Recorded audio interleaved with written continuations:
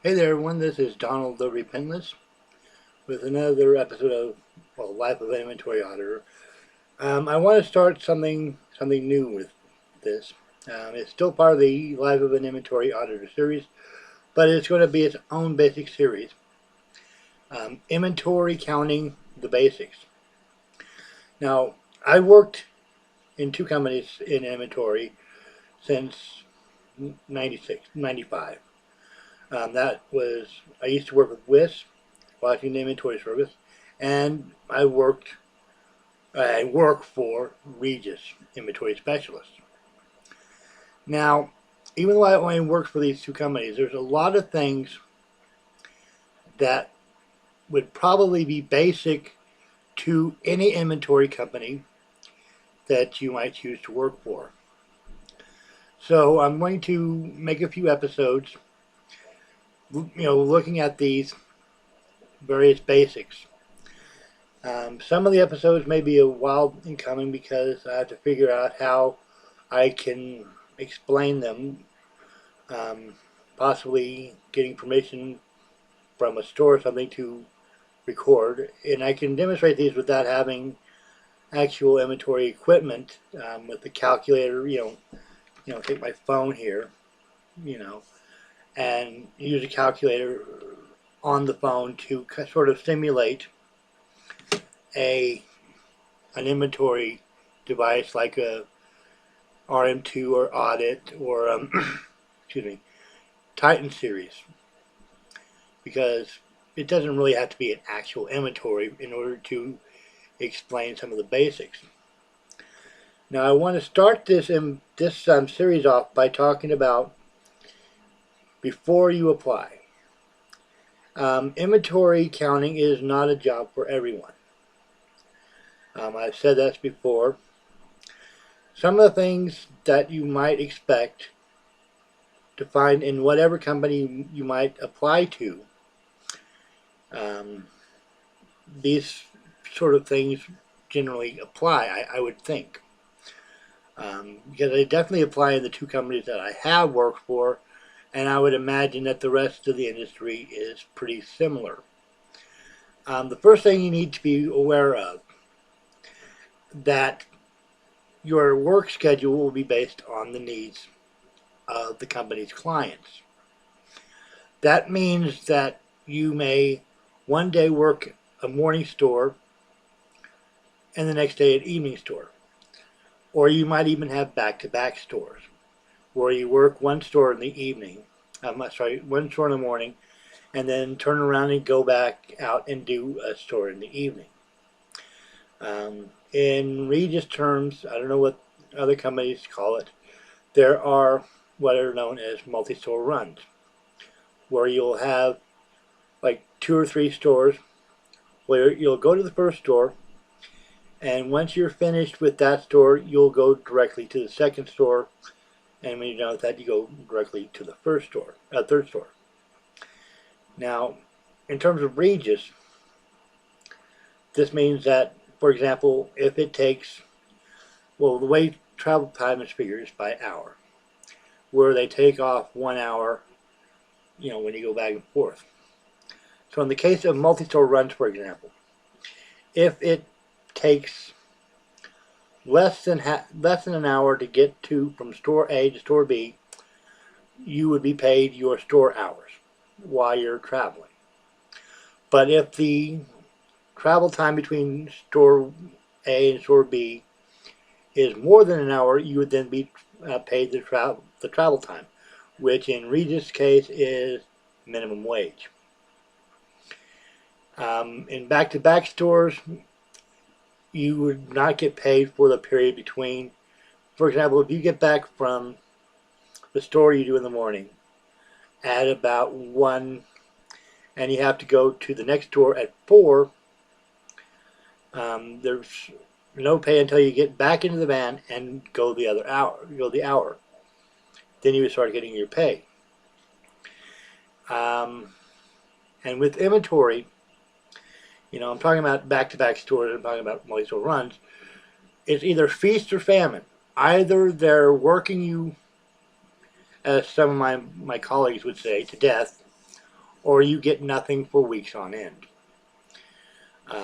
Which is why in the scheduling emails, you sometimes get, for periods of time, what I call the red letters of doom, which means you get a message saying there are no stores scheduled for this period of time. So keep that in mind. If you don't mind getting up at 1 o'clock in the morning to go to a store that's 3 hours away from your house, and, not having periods where you don't get a lot of sleep, you might like the job. But if you're the kind of person who wants a regular schedule, like 9 to 5 or something, working inventory would not be appropriate for you. I've personally enjoyed working in inventory over the past 20, 21 years so far. I did leave for a while because the area manager that we had at the time, a guy named Craig, he wasn't scheduling me for anything, and that's back before they started doing emails. I had to call him every week to see if there was any stores that I could be scheduled for. And sometimes you'll have like your area manager or your district manager, like today, call to ask if you can leave for a store that day. I didn't get the message in time, so I didn't, get scheduled for that particular store, but I am scheduled for a store tomorrow. Another benefit, I would consider it a benefit, excuse me, of working for an inventory company is that, and like again, I'm just speculating on my part, speculating that inventory companies are the same way.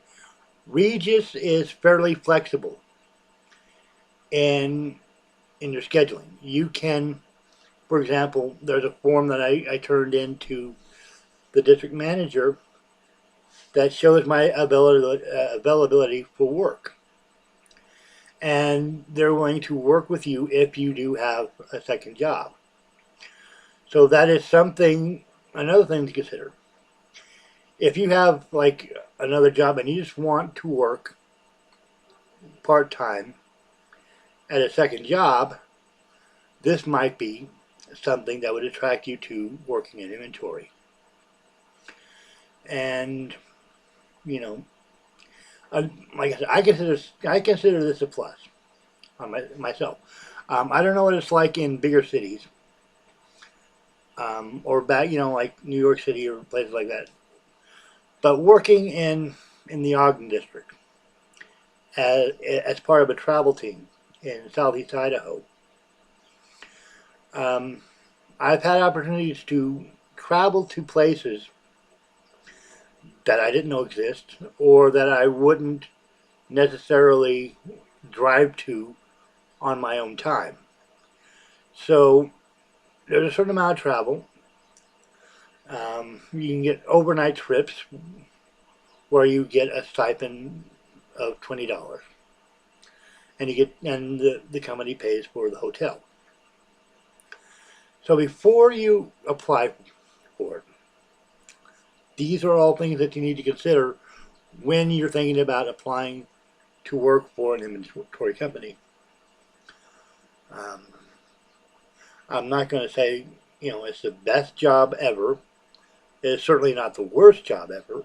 The worst job I've ever had, for example, I worked for a circus for a couple of days. And I traveled with them around southeast Idaho for a couple of days before I decided that I couldn't do it. The particular circus I worked for, they were giving us, $25 a day to work 8-hour days, and I didn't have any place to shower. If they stopped anywhere, it would usually be like, I couldn't find any place to shower. And, well, anyways, this is about inventory. This isn't about circus. So anyways, if you're considering applying for an inventory company, I've gone over the sort of good things and the bad things. So just keep in mind that if you don't mind working wacky hours, um, traveling in bands, and so forth, you might find yourself at least tolerating working for inventory. Like I said at the outset, it is not a job for everyone. It's a job that I've had for the better part of 15 years. And I've so far enjoyed it. Um, but anyways, this is the first episode of Inventory Counting Basics. If you like this video, give it a thumbs up or rate it, either up or down. If you have any questions, leave those questions in the comment section. Share this video on social media, and don't forget to subscribe for more Repentless content and more inventory related content. This is Donald the Repentless, signing off.